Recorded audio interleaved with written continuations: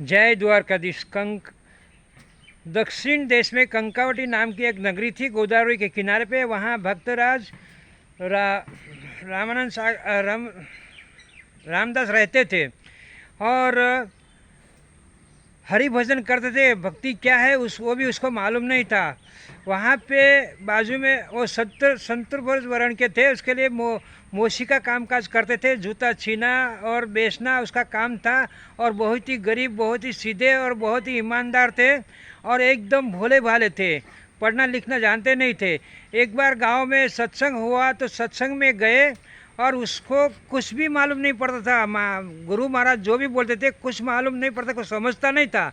लेकिन हरि का नाम जहाँ पे लेता था वहाँ पे उन लोग नाचने लगता था, कूदने लगता था और हरि का नाम लेता। उसको एक मंत्र याद रह गया। गुरु ने उदाहरण में दिया था, जैसो तैसो प्रभु मैं तेरे हूँ। वही उसको शब्द याद रह गया, वही आके गुनगुनान करते और पूरा दिन भगवान का नाम लेते थे। एक बार वो अपने धंधे पे बैठा था, वहाँ पे घटना ऐसी बनी कि 4 चोर वहाँ से निकले। उसके बगल में एक भगत रहते थे थोड़ी दूरी पे। वो पैसे वाला अमीर भी था, उसके पास चाली कराम और भगवान का मंदिर था। चोर ने वो मंदिर चाली कराम के साथ उठा लिया, मंदिर तो तोड़ के बेच दिया। चारों ने अपना अपना हिस्सा ले लिया। लेकिन चाली कराम को उन लोग को ये नहीं मालूम था कि भगवान है। उसने पत्थर समझा। वो पत्थर समझ के वो जेब में लेके घूम रहा था। एकदम रामदास के वहाँ से निकला तो उसने सोचा पत्थर इसको दे दूँ और मेरे को इसके बदले में बूट दे देगा। तो रामदास को बोला। रामदास ने बोला भाई मेरे को ठीक है, बोलता लेके जाओ पत्थर और पत्थर दे दो और जूते ले लो। उसने जूता दे दिया और रामदास को ये नहीं मालूम था कि शालीग्राम भगवान है। उसके ऊपर पाँव रख के अपना औजार खींचता और औजार खींचने के बाद समड़े को काटते थे। उसको धार अच्छी निकलती है। तो वैसे दिन निकलने लगा। एक दिन वहाँ से पंडित निकला। पंडित ने बोला, अरे भगत ये क्या कर रहे हो तुम एक काम करो, ये पत्थर मेरे को दे दो, उसके बदले में जो पैसा मांगता है मैं तुमको दूंगा। रामदास को ये नहीं मालूम था कि शालीग्राम भगवान है। पंडित ने उसको बताया नहीं और वो पत्थर लिया। लेकिन रामदास बोला भाई मेरे को पैसा नहीं मांगता है, ये औजार ये पत्थर तो मेरे बहुत काम का है, लेकिन फिर भी अगर आपको इसकी ज़रूरत है तो लेके जाओ, पैसा नहीं मांगता है।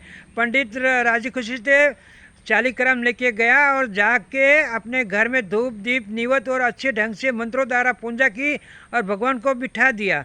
और यहाँ पे रामदास को अच्छा नहीं लगता था। उसी पत्थर में उसकी जान थी कि अरे प्रभु ये क्या हो गया, मैं पत्थर के बिना मेरे को मज़ा नहीं आ रही है। उसको मालूम नहीं था कि शालीग्राम भगवान है। रात को भगवान ने सपने में जाके बोला उसको कि अरे पंडित तू जहाँ से मेरे को लाया वहीं पे मेरे को छोड़ दो, क्योंकि वो जैसा भी है मेरा भगत है, उसके वहाँ पे मेरे को मज़ा आती है। वो पंडित को 2-3 बार सपना आया तो पंडित आया रामदास के पास और बोला ये लो भाई तुम्हारे भगवान, ये मेरे बस की ताकत नहीं है। तब रामदास ने बोला कौन भगवान? तो बोले शालीग्राम भगवान है, तुम्हारे पास आने को देखो, तुम्हारे पास कैसे आए हो तो तुमको ही मालूम, और मेरे पास भी रहने को नहीं दे। भगवान इतना प्रेम तुमसे करते हो और तुम उसके ऊपर पाँव रखे अपना औजार खींचते हो। तब रामदास रोने लगा और बहुत ही भगवान को विलाप करने लगा, अरे प्रभु मेरे को मालूम नहीं था। और वो पंडित ने भगवान को प्रार्थना की, भगवान जैसे रामदास को तुमने भक्ति दी, प्रेम दिया, वैसे मेरे को दो, क्योंकि मैं इतना उसी वर्ण का होके भी मेरे पास इतना ज्ञान नहीं है, उतना प्रेम नहीं है, तो मैं पापी हूँ। ऐसा करके भगवान से मांगा और ब्राह्मण चले गया। और ये रामदास रोने लगा। 2-3 दिन रोया तो भगवान को बोला, भगवान आप मेरे पास आए तो मेरे को दर्शन दो, अब मेरे को दर्शन की अभिलाषा है। तब भगवान साधु के रूप में आए और बोला, रामदास तुमको सब कुछ है तो काय को रो रहे हो, धंधा करो, खाओ पियो, मौज करो, और भगवान खुद तुम्हारे सामने, उसका पूजा पाठ करो और शांति से रहो। बोला नहीं मेरे को भगवान का दर्शन करने का। ऐसा करके खूब रोने लगे।